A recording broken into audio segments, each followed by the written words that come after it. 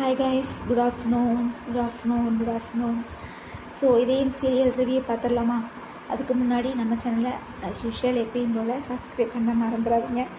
Like பண்ணுங்கள், share பண்ணுங்கள், comments பண்ணுங்கள். ஸோ இதையும் சீரியல் என்ன கைஸ் நான் ரிவ்யூ பண்ணுறது இந்த சீரியலை ஒன்றுமே புரியல. ஏன் இப்படி குழந்தைங்களை வச்சுலாம் நாடகம் எடுத்து எங்களை இரிட்டேட் பண்ணுறீங்க? ஒரு பதட்ட நிலையிலேயே இருக்கிற மாதிரியே இருக்குது. பார்க்கவே முடியல. இதையும் சீரியல் சுத்தமாக பார்க்க முடியல. தயவு செஞ்சு இந்த சீனில் சீக்கிரம் முடிச்சு துவைங்க. புரியுதுங்களா? சத்தியமாக எங்களால் பார்க்க முடியல. பாரதி, ஆதி, சாரதா, பாட்டி இவங்களை காமிச்சிட்டு இருந்தால் கூட ஏதோ ஒரு பிரச்சனை, ஏதோ ஒன்றாவது இதாகுதுன்னு சொல்லி நம்ம பார்க்கலாம். ஆனால் இதெல்லாம் தயவு செஞ்சு அவாய்ட் பண்ணிடுங்க ப்ளீஸ். நீங்கள் ஆதி வந்து காப்பாற்றுற வரைக்கும் இந்த சீனை தான் நீங்கள் எடுத்துகிட்டு இருப்பீங்க. என்ன ரிவ்யூ பண்ணுறதுனே எனக்கு தெரியல கைஸ். குழந்தைங்களை போட்டு டார்ச்சர் பண்ணுறாங்க. அப்புறம் வந்து ஏதோ ஒரு குழந்தை இதாகிடுச்சுன்னு சொல்லி கால் பண்ணி பாரதியை வர வைக்கிறாங்க. அது பார்த்தா தமிழ் இல்லைங்கிறாங்க. அப்புறம் சரி தமிழ் இல்லைன்னு சொல்லி சந்தோஷமாக வரக்குள்ளே ஆதித்யாவை காணங்கிறாங்க. என்னடா எடுக்கிறீங்க நாடகம்? அந்த பையன் பாருங்க, பெற்றதாயிட்டு சொல்லிக்கிட்டாவது போகணும்ல. அங்கே தான் நிற்கிறாங்க. இந்த மாதிரி ஆதி அங்கிள் கூப்பிட்றாரு, நான் போயிட்டு வரேம்மான்னு சொல்லி கேட்டுட்டு போகணுமா இல்லையா? தப்பு தானே அது. அதான் 2 அடி விட்டா. அவள் ஏற்கனவே அந்த குழந்தை இதாக காணா போச்சுன்னு சொல்லி பதட்டத்தில் இருக்கிறா. மறுபடியும் இவன் இந்த மாதிரி பண்ணும்போது ஒரு பெத்ததாயோட மனசு என்ன ஒரு பாடுபடுன்னு நினச்சி பாருங்க. ரொம்ப என்ன சொல்கிறதுனே எனக்கு தெரியல கைஸ். இதே சீரியல் ரொம்ப கேவலத்தின் உச்சமாக போயிட்டுருக்கு. இல்லை இந்த ஆதியாவது சொல்லியாவது கூட்டிகிட்டு வரணும்ல.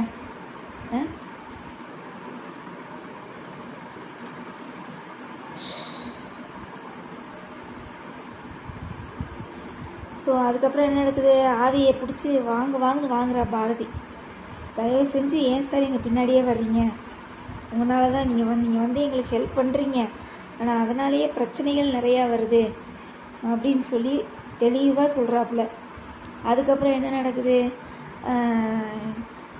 2 பேர் மேலேயுமே தப்பு இருக்குது. குட்டி ஆதித்யா மேலேயும் தப்பு இருக்குது, பெரிய ஆதி மேலேயும் தப்பு இருக்குது. அங்கே தானே அவங்க 2 பேர் நிற்கிறாங்க, மனோவும் பாரதியும். இன்னும் இந்த பையனாவது அவங்க அம்மாட்ட சொல்லிட்டு வந்திருக்கணும்.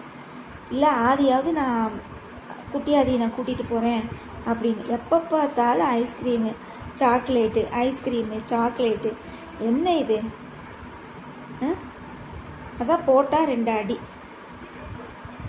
நல்லா ஆதியை பிடிச்சி நல்லா வாங்கி விட்டான். ஏன் சார் எங்கள் பின்னாடி வரீங்க? இருக்கிற பிரச்சனை தெரியாமல் நாங்களே வீடு இல்லாமல் ரோடாக தெருவாக அலைஞ்சிட்டு உட்காந்துட்ருக்கோம். எங்களை வந்து ஏன் இன்னும் நீங்கள் இம்சை பண்ணுறீங்க? நான் இருக்கிறதா, நான் செத்தே போகிறதான்னு கேட்டே விட்டான். கரெக்டான கேள்விதான். இருக்கிறதா இல்லை சாகிறதான்னு கேள்வியே கேட்டான். ஆனால் உண்மையிலே இதயம் எடுக்கிற சீரியல் டைரக்டர் சார், இந்த பாரதின்ற கேரக்டர் உங்களுக்கு என்ன பாவம் பண்ணுச்சுன்னே தெரியல. இதில் வேறு பாரதி வந்து சாரதா ஏதோ அதெல்லாம் ஒன்றும் கைவிட மாட்டார், கடவுள் பார்த்துக்குவாருன்னு சொல்லுவார் இல்லையா? அப்போ பாரதி கோபம் பயங்கரமாக வரும். அதை ஒரு வார்த்தை சொல்லுவாள், கண்ணில் தண்ணி அதிகமாக இருக்குது, இவங்ககிட்ட தண்ணி அதிகமாக இருக்குது, இவங்களை டெய்லி நம்ம அளவச்சு பார்க்கணும் அப்படின்னு சொல்லி நினைக்கிறவங்களாம் கடவுளான்னு சொல்லி கேட்பா. பார்த்தீங்களா? அது கரெக்டான கேள்வி தான். கரெக்டான பதிலே கரெக்டான கேள்வி. உண்மையிலே ரொம்ப இன்றைக்கி இதே சீரியல்லாம் எனக்கு ரிவ்யூ பண்ணுறக்கே இன்ட்ரெஸ்டே இல்லை கைஸ். சும்மா குழந்தைங்களை போட்டு வச்சு நம்ம இம்சியை கூட்டுறாங்க. சரியா? அதுக்கப்புறம் என்ன நடக்குது? ஆதி பாதியை திட்டிகிட்டு வர்றான் இல்லையா? அப்போ மனோ வந்து சொல்லிடுவான், இந்த மாதிரி தமிழை காணோம் அப்படின்னு சொன்னோடனே எப்போ இருந்து காணோம், எங்கேருந்து காணோன்னு ஆதி கேட்கும்போது பாரதி வந்து கூப்பிட்டு விட்டுறா. சரி, நீ இதுக்கு மேலே நீ ஃபோன் பண்ணி இது ஏதாவது பேசுவானா என்னன்னு தெரியல, நீ நாளைக்கு எபிசோடில் தான் தெரியும். அடுத்து என்ன நடக்க போகுதுன்னு தெரியல. அந்த வண்டியை குழந்தைங்களை கூட்டிகிட்டு அந்த வண்டியை எடுத்துகிட்டு எங்கேயோ போகிறாங்க. அப்போ ஆதி பின்னாடி வர்றாப்புல எதேச்சில் வண்டி இடிச்சிருது. ஆதி வண்டியில் வந்து அந்த குழந்தைங்களை கூட்டிகிட்டு போகிற வண்டி இடிச்சிருதாம்மா. உடனே வந்து சண்டை போடுறாப்புல. சண்டை போட்ட உடனே அந்த வாய்ஸை கேட்டு தமிழ் பாப்பா வந்து எந்திரிச்சு நிற்கிறா, அந்த கண்ணாடியில் நிற்கிறா. நீ பாப்பானோ பார்க்க மாட்டானோ ஒன்றும் தெரியல. சரியா, பார்த்தானா நல்லது. சரி, இதில் நான் ரிவ்யூ பண்ணுறதுக்கு எனக்கு ஒரே ஒரு கேள்வி தான் கைஸ். அதாவது நீங்கள் நல்லா கவனித்து பாருங்கள். இவளுக்கு தமிழுக்கு வந்து பர்த்டேவாக இருக்குமாம்மா. அப்போ வந்து இவன் தூங்கிட்டு இருப்பானாமா. இவனுக்கு வந்து ஹார்ட்டில் வலி வந்து தமிழோட நினைவுகள் வந்து வருமாமா. உடனே அத்தை ராத்திரியில் கேக்க தூக்கிட்டு வருவாடையாமா. கேக்க தூக்கிட்டு பாரதி வீட்டுக்கு வருவான் பார்த்தீங்களா. அப்போ எல்லாம் வந்து தமிழுக்கு வந்து பிறந்த நாள் விஷ் பண்ணணும்லாம் இதயம் துடிக்குதாம்மா. அந்த குழந்தை ஆபத்தில் இருக்கும்போது இதயம் துடிக்கலையாம்மா. என்னடா கதை விட்றீங்க நீங்களா? என்னடா கதை இது பண்ணுறீங்க? பார்க்குறவங்களெல்லாம் முட்டாளாக்குறீங்க. சரி, ஓய்யோ, நீங்களே சொல்லி பாருங்க. நீங்களே நான் சொல்கிறது கரெக்டு தானே கைஸ்? பிறந்த நாளுக்கு கேக்கு வெட்டுறதுக்கு ஹார்ட் துடிக்கிற இதயம் அந்த பொண்ணுக்கு ஒரு ஆபத்துனோடனே ஏன் துடிக்கலை? வாசுவோட இதயம் துடிக்கணுமே. அப்போ வாசுவையும் இந்த நாடகத்தில் சாகடிச்சிட்டிங்களா? இல்லை, எனக்கு புரியல. ஆக மொத்தத்தில் இதயம் சீரியல் பார்க்குறவங்களுக்கு எல்லாத்துக்கும் மண்டப்பைத்தியம் பிடிச்சி அவ்வளோதான். ப்ளட் ப்ரெஷர் ஏறி சுகர் ஏறி எல்லாம் போய் ஹாஸ்பிட்டலில் படுத்துக்க வேண்டியதான். அந்த மாதிரி தான் இருக்குது. முடியல என்னால். அவ்வளோதான் கைஸ். இதயம் சீரியலில் ஒன்றும் ரிவ்யூ பண்ணுறதுக்குலாம் ஒன்றும் இல்லை. அது ரிவ்யூ பண்ணி சடிஞ்சு போச்சு. சரியா, அடுத்து நாளைக்கு பார்க்கலாம். நாளைக்கு ரிவ்யூவில் என்ன நடக்க போகுதுன்னு தெரியல, வெயிட் பண்ணி பார்க்கலாம். ஆனால் தயவுசெய்து இந்த மாதிரி சீன்ஸ்லாம் இனிமேல் எடுக்காதீங்க ப்ளீஸ். அதில் நடிக்கிற குழந்தைங்களுக்குமே வந்து நீங்கள் பேசுகிற இந்த டயலாக்லாம் இருக்குது பார்த்தீங்களா, அதெல்லாம் ரொம்ப காதுக்குள்ளே உள்வாங்கி ரொம்ப அதெல்லாம் கெடுதலான ஒரு இது.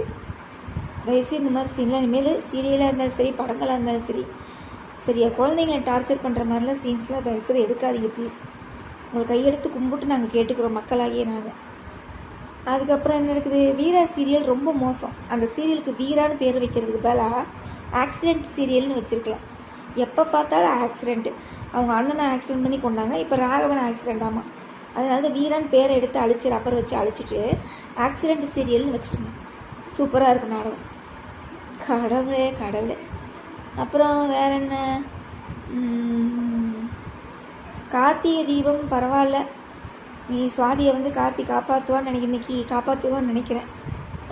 ஏன்னா அவள் கார்த்தியை பொறுத்தளவு கார்த்திகை தீபத்தில் நம்ம ஹீரோவுக்கு வந்து வண்டியை கொடுத்துருவாங்க ஒன்று.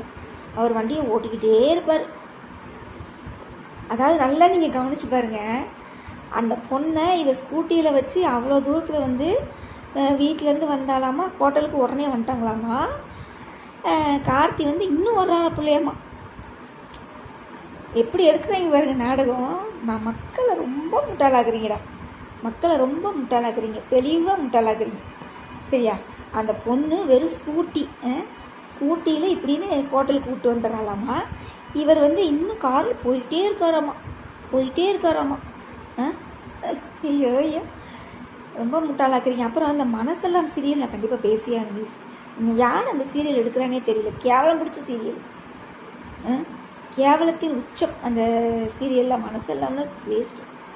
எனக்கு வந்து மௌனம் பேசியது ரொம்ப பிடிக்கும் கைஸ். நீங்கள் யார் என்ன வேணாலும் கமெண்ட்ஸில் கூட சொல்லுங்கள். மௌனம் பேசியது எனக்கு ரொம்ப பிடிக்கும். நான் தான் சொல்லலையா, அந்த துளசின்னு ஒரு ஹீரோயின் கேரக்டர் இருக்குது பார்த்தீங்களா, ஹீரோயின் நடிக்கிறாங்கல்ல, அவங்க வந்து இந்திரான்னு ஒரு சீரியல் பண்ணியிருப்பாங்க. ஜீ தமிழில் தான். இதே மதியானம் 1 மணிக்கு தான் போடுவான். எல்லாத்தையுமே கண்டுபிடிச்சிட்டே இருப்பாங்க. அடுத்து ஒரு சொல்யூஷன், ஒரு பிரச்சனை ஒரு சொல்யூஷன், அடுத்தடுத்து இதுக்கு அப்படியே ஒரு சொல்யூஷனாகவே வரும் அந்த நாடகம்னா அந்த மாதிரி எடுங்கடா. இந்த மாதிரிலாம் எடுக்காதீங்க. கேவலமாக இதையும் சீரியல் மாதிரியெல்லாம் நாடகம் எடுக்கவே எடுக்காதீங்க. பார்க்க சகிக்கலை. பாருங்கள், மௌனம் பேசியதில் நான் ஒரு சீன் சொல்கிறேன். அந்த நகை விஷயந்தான் நினைக்கிறேன். நகை விஷயத்தில் வந்து அந்த ஒருத்தியை வந்து ஜெயிலில் போட்டிருப்பாங்க. அவள் வந்து பேசுவா, அம்பலத்தை மிரட்டுவா.